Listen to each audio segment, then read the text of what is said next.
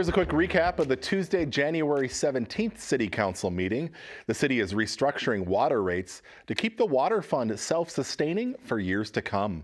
On Tuesday night, the City Council approved the new structure and rate increases that will affect all water users in the city.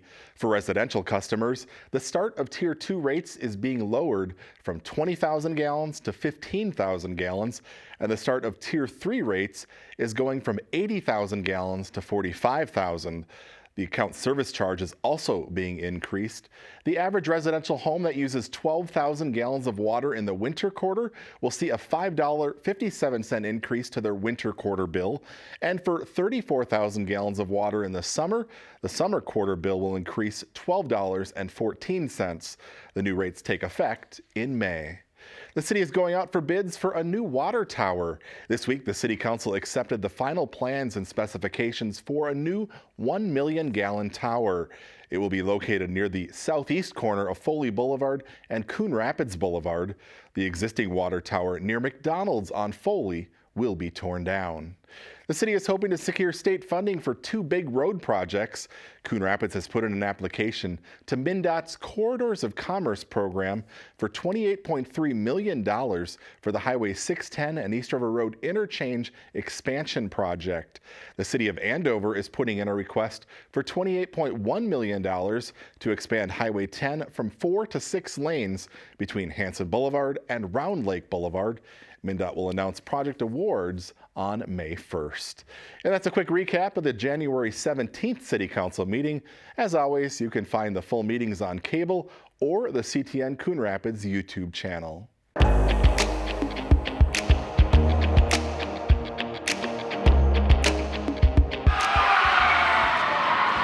On January 17th, the Champlin Park Coon Rapids girls hockey team took to the ice with more than just hockey on their mind. I think it's just like something that's not talked about enough. On Hockey Hits Back Night, CPCR and Matamidi Roseville rallied around Sophie's Squad, a non-profit organization focusing on mental health awareness and young athletes, founded after Sartell native Sophie Whelan, a prominent girls hockey player, died by suicide almost 2 years ago. We really felt like it was our opportunity to give back. And to also carry on Sophie's legacy with her favorite color teal seen everywhere across the rink, on shirts, stickers, and tape players had on their sticks. For CPCR sophomore Lily McKenzie, who played with Sophie on a travel team, Skate to Excellence, and Sophie's travel team coach Terry Hughes, who was the president of Sophie Squad Board, they remember her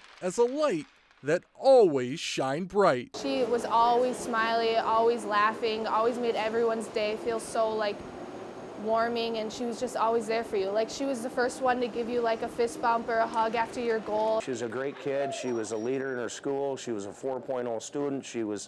She played the violin. She was in the orchestra. She did stuff with the Minnesota Wild Special Needs program. She's just an all-around great kid. And you just never know who's struggling.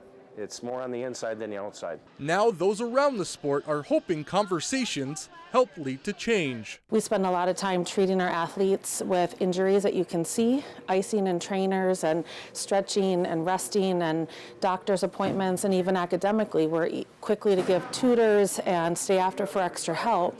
But when it comes to mental health, we don't always invest the same amount of time, not only in just the conversations, but any sort of treatment and support that everybody needs. One way CPCR took the next step in raising mental health awareness was before the game, having a talk with the entire team what they can do when faced with adversity. Being able to talk to our full team and like knowing that we're all here for each other is really great, because it's not really brought up. Like people don't really like know that people are there for you. Do you know who your support network is? Who would you reach out to?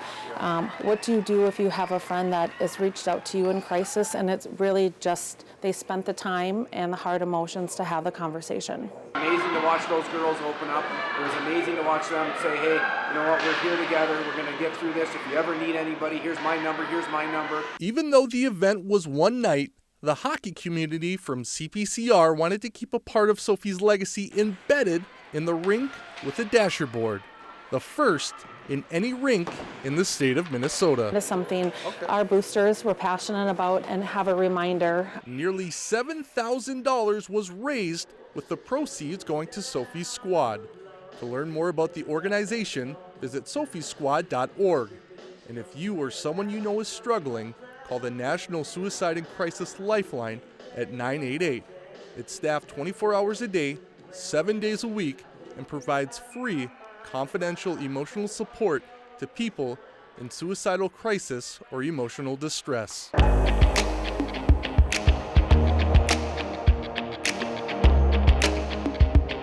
So let me tell you something, sister. Remember your name. Now Twister is gonna steal stuff away, my sisters. The 2023 Winter Concert Series is officially underway. On Thursday night, the Miador Trio took the stage in the Coon Rapids Civic Center. Those in attendance got to hear some blues and jazz music. If you missed the show, watch for it on our CTN community channel on cable. 3 more concerts remain. February 9th, Richard Zablinski performs with his accordion. On March 9th, it's the Riverside Rockets. And on April 13th, the Backyard Band takes the stage. All concerts start at 7 p.m. Tickets can be purchased at the door. The concert series is sponsored by the Coon Rapids Arts Commission.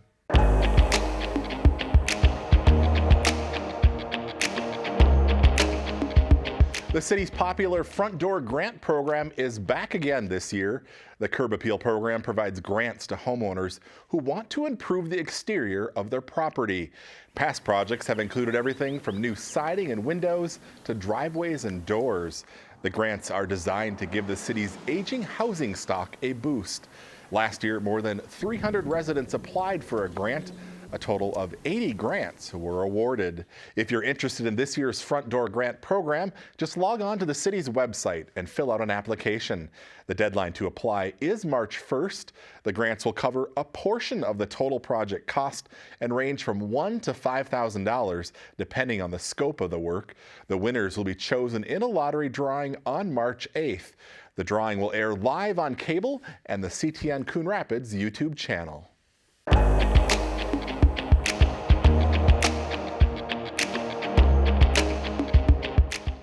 All right, 4 times through. So 40 seconds of work, 4 times through. Makes sense? Say yes.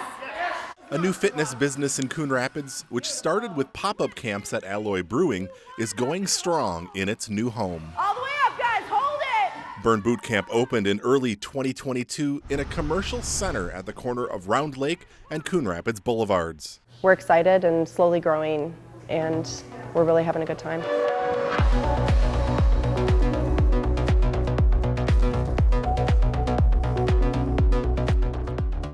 There are 3 strength and 3 conditioning camps every week. Each 45-minute camp is unique, but is designed with the same 3 components: a dynamic warm-up, a main workout, and a finisher. 3, 2, and 1. Along the way, there's plenty of encouragement and high fives. I then go through and I demo every station and every exercise. I'll show the exercise, I'll show a modification or 2, depending on who I know might be in camp that might have a given injury or pregnancies. 3, 2. It's the first time that I look forward to coming to work out. Founding member Denise Hess of Andover recently renewed her membership. She goes up to 5 days a week and says members have each other's back. I'm not a self-motivated person, so I need to be accountable, held accountable, and I need that community behind me to keep me motivated and keep me coming. Burn Boot Camp's Coon Rapids location has 3 trainers who lead morning and evening classes Monday through Saturday. Members range in age from 13 to 78. My goal is to have, the people of the North Metro up on my transformation wall with their stories. And they're not all physical transformations. A lot of them are mental and emotional transformations that have happened. And so that's my goal for the gym, for the community, is just to be able to reach and help as many people as we can.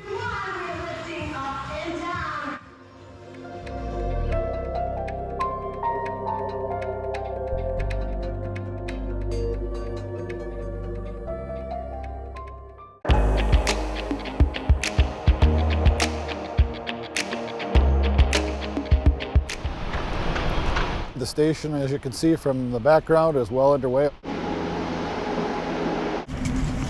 A number of contractors were busy working all around the 32,000 square foot fire station being built at the corner of 111th Avenue and Mississippi Boulevard.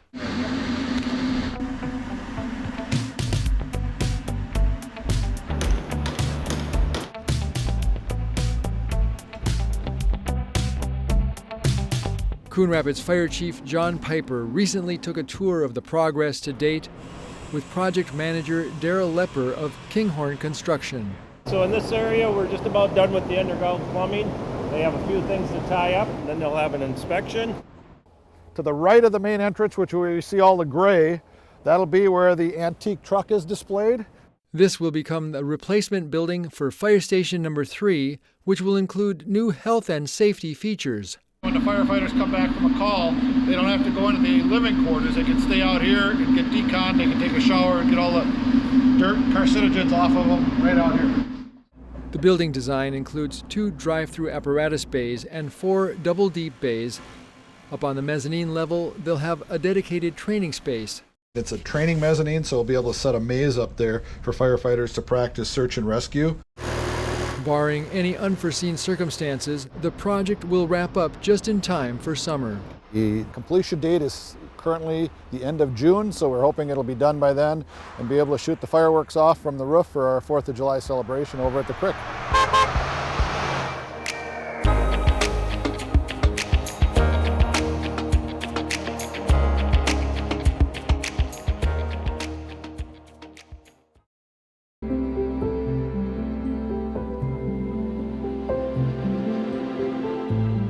Welcome to the Coon Rapids Civic Center. We are conveniently located off of Highway 10 and Hanson Boulevard with plenty of on-site parking for you and your guests. You and your guests will enter the Civic Center through the main doors located at the south end of the City Center building. Come on in.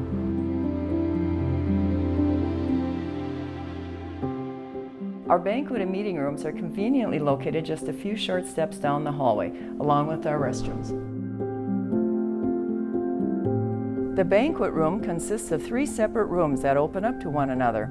When both walls are open, the room can seat up to 230 guests comfortably. Civic rooms A and B each seat 80 guests, and when the wall is open, 160 guests can be comfortably seated. Both Civic Rooms A and B have direct access to the rear courtyard with tables and seating for your guests, lawn space for games and gatherings, and the gazebo where we host many weddings throughout the year. Yes, we've even hosted a December wedding. Civic Room C is used as a meeting room during the week and as a party room over the weekend. As a meeting room, Civic Room C seats 45 attendees at classroom-style tables. As a party room, Civic Room C seats 60 guests at round tables. Plus, there is room for tables for food, beverages, gifts, and displays. Beyond the patio area outside of Civic Rooms A and B is a gazebo with a beautiful lawn area with room enough to seat 230 of your closest friends. You are welcome to decorate with floral sprays, tulle, and twinkle lights. White wedding chairs are available for rent. Our commercial kitchen is available to everyone with an event that day. You are welcome to use the large refrigerator, the microwave oven, and the ice maker. To keep your food warm, we encourage you to bring roasting pans or crock pots, or even chafing dishes. In addition to the banquet room, the Civic Center also features 3 meeting rooms. The Arts and Crafts room is perfect for scout meetings or birthday parties, with its large tables, counter space, and sink with running water.